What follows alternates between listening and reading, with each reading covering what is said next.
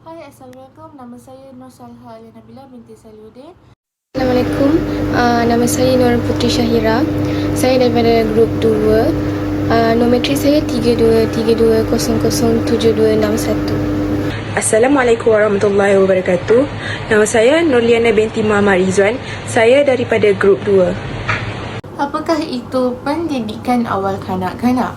Pendidikan awal kanak-kanak telah didefinisikan sebagai program berkualiti tinggi yang telah direka khas untuk kanak-kanak dari sejak mereka lahir hingga usia 8 tahun.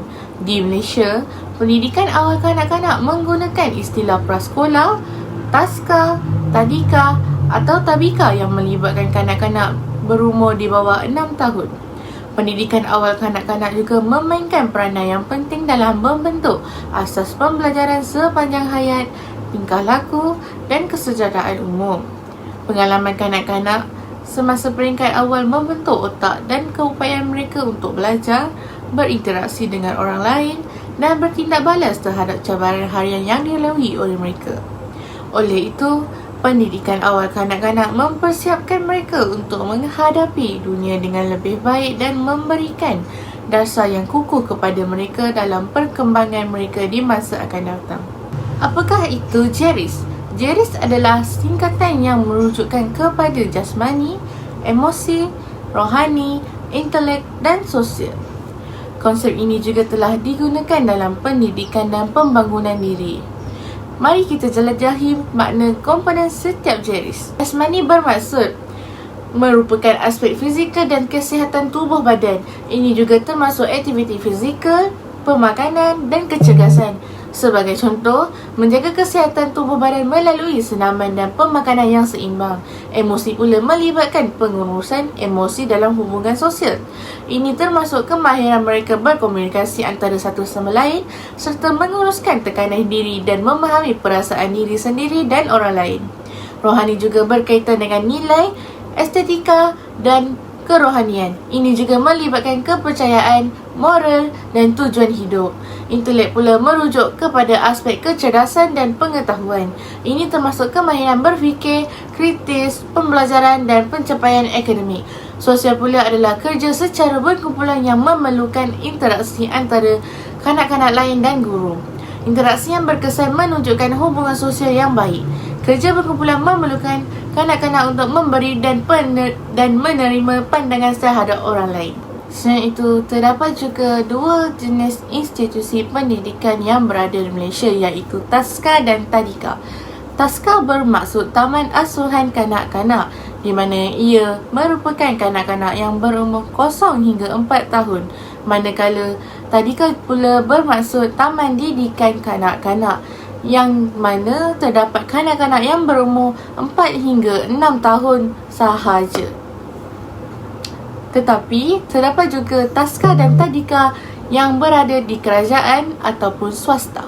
Untuk perbezaan tadika kerajaan dan tadika swasta. Yang pertama, tadika kerajaan ditanggung kos 100% oleh pihak kerajaan. Manakala untuk tadika swasta, segala kos ditanggung oleh pengusahanya sendiri. Yang kedua, sukatan pelajaran dikeluarkan oleh KPM bagi tadika kerajaan. Manakala, sukatan pelajaran mengikut kajian guru sendiri bagi tadika swasta.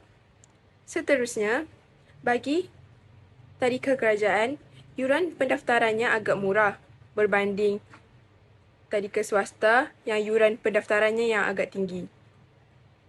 Selain itu, tadika kerajaan tiada bayaran bulanan, manakala tadika swasta dikenakan bayaran bulanan pada setiap bulan.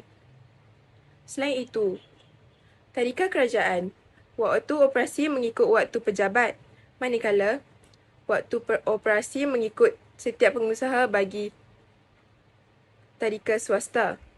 Akhir sekali, untuk tadika kerajaan, kelas dijalankan mengikut KSPK sahaja dan tiada kelas tambahan.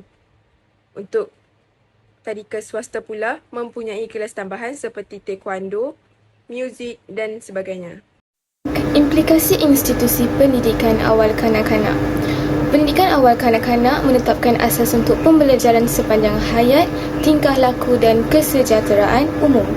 Pengalaman kanak-kanak semasa peringkat awal membentuk otak dan keupayaan untuk belajar dan bergaul dengan orang lain dan bertindak balas terhadap cabaran harian. Pendidikan awal kanak-kanak memainkan peranan penting dalam membentuk asas pembelajaran sepanjang hayat, tingkah laku dan kesejahteraan umum. Terdapat beberapa institusi pendidikan awal kanak-kanak iaitu membangunkan kemahiran literasi, meningkatkan pemikiran kritikal, membentuk kemahiran sosial dan motor, semangat untuk belajar sepanjang hayat.